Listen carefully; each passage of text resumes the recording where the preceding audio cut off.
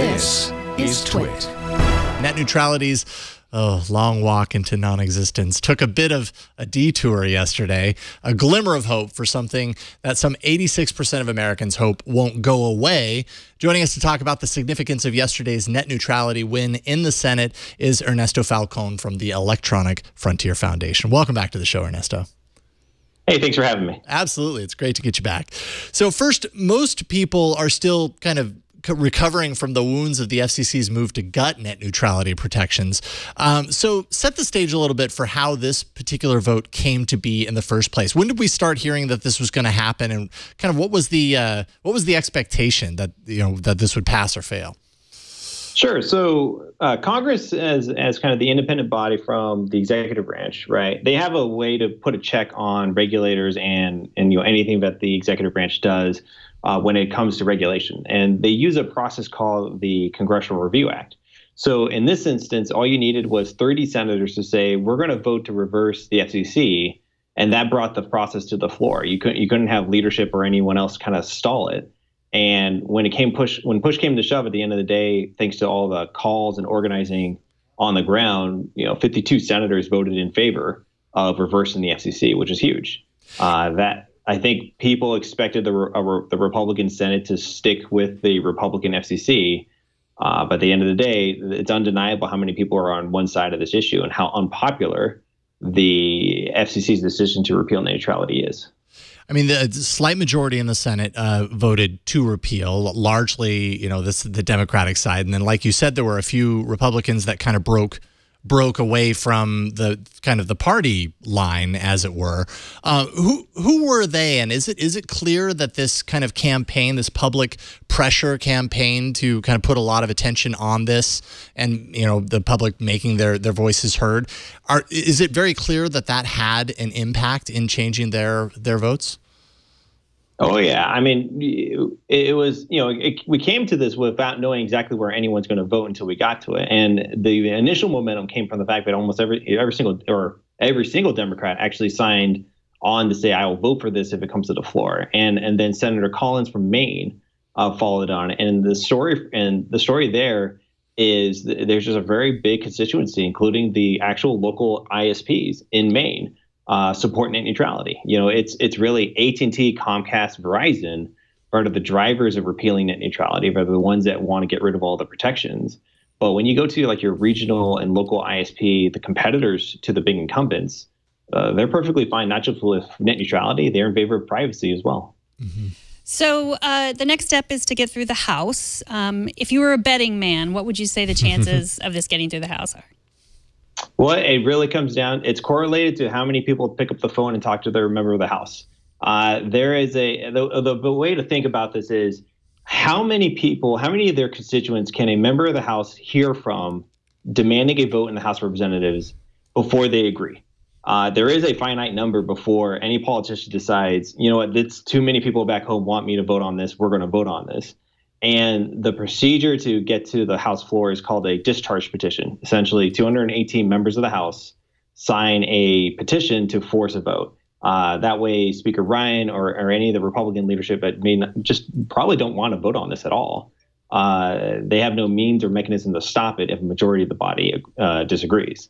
So, it comes down to how many people come out and go to town halls, pick up the phone, write those letters, go to those district offices and demand, I'm your voter, I'm your constituent, I want you to be voting on this.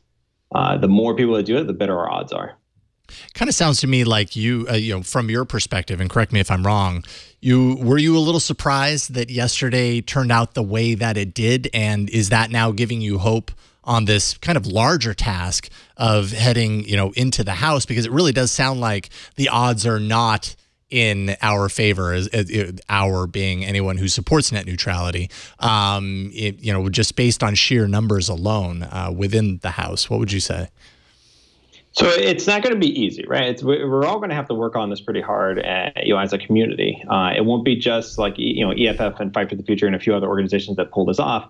It's going to be us and millions of people across the country demanding Congress act. At the end of the day, they are responsive and responsible to represent the public opinion. And if 86% of the people feel one direction, that's pretty hard to deny. I know people get kind of dismayed with Washington, D.C., but there are times where virtually the entire country is on one side, not just, individuals, but small businesses, civil rights groups. I mean, kind of this whole litany of both conservative and liberal constituencies all do not think their cable and telephone company should have this unfettered power to decide who wins and loses on the internet. Even Trump's voters, I mean, vast majority of Trump voters think the FCC was wrong. And so that gives me a lot of hope. Now it's a question about mobilization. Now it's a question of, are we able to convert that energy into action, and will everyone, take that time to reach their elected official? It clearly worked in the United States Senate. Senator Kennedy from Louisiana and Senator Murkowski from Alaska.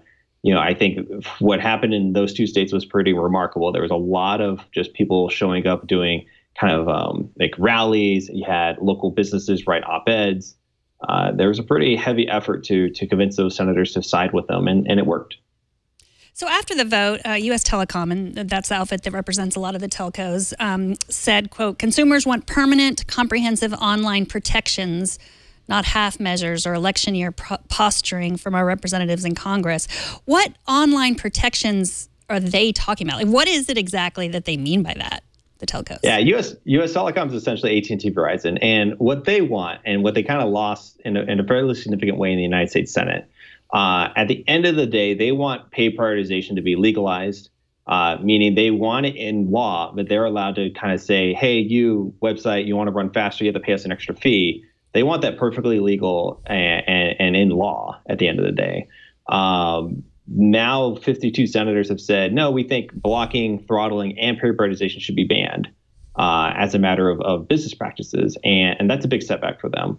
So in a funny way, they are still going to cry for a law, but as of right now, the majority of the United States Senate is not with them. So at some point, they have to decide, like, when have they lost, and they've lost pretty big on this one. And then talk a little bit about the midterm elections, because that's literally right around the corner, and I kind of can't believe it. But I mean, a lot of this seems to be kind of more or less wrapped up, for better or for worse, in June, right? We're going to hear kind of the finalization of this, at least for now, in June. So how does this extend into the midterm elections? It really seems like right now, it's top of mind, so it's on people's minds. It's going, if people feel very passionate about this, they're going to vote based around that, at least to some degree. Is there indication of that? I think so. I think at the end of the day, you can't deny the fact that a majority of people are on one side, and all the cards are now held by the House of Representatives. The United States Senate has done their job to reverse the FCC and restore net neutrality. Now the House needs to do their job. And I think that type of narrative and understanding, particularly if they don't vote on it, right? I mean, that's what it comes down to. Is it's one thing to have a vote and it loses, right? To more of a majority votes against net neutrality. It's another thing to kind of hide away from voting on it and showing your cards of where you actually stand on net neutrality. And I think that I don't know if members of the House are willing to do that, only because of how important this issue is to so many people across the country. Our campaign really is about forcing a vote and making sure that the public has their opportunity to see their elected representation respond to their demands. Yeah, and to know who sides where, and forcing that vote allows you to really get some clarity around that. And then I guess the final hurdle, even if this is to pass through the House, yay, part two is a victory. But then it goes in front of President Donald Trump, and there would have to be some sort of a signature from him to kind of approve it. How likely would that be? So I think that's a big unknown. Yeah. I've given up the idea of trying to predict where President Trump will be on virtually anything. Right. I think he is patently unpredictable.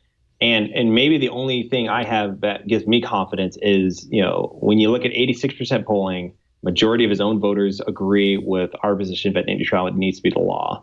That gives me some good hope, because at the end of the day, a former reality TV star kind of knows what's popular, what's not. And if it's popular with his base, that's a good sign. Sure. That's a really good point. Ernesto Falcon from the EFF, the Electronic Frontier Foundation. It's always great getting guys on, and we really appreciate you taking the time to talk to us about this. Thank you, Ernesto. Thank you for having me. Absolutely. We'll talk to you soon.